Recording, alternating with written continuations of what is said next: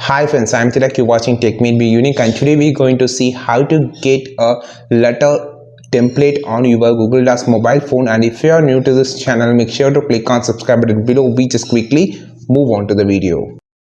Hi friends, and today we're going to see how to get a letter template on Google Docs mobile. I just going to show in this video. Click on this plus symbol while you just open the Google Docs and click on the choose template option, and here just swipe up. You will see an option on topic called letter. They given 5 different type of letters template, so you can see a letter of spearmint, Swiss. They have in different style, so you can choose what the style that you want. I just choosing this letter style, so just clicking here, it will automatically opens here, and you can just edit it, and you can just click back if you don't want, and click on the plus symbol, click on the choose template, just swipe down and just choose the template that you want. So here I just going to choose the business template. Here you can just change the company name.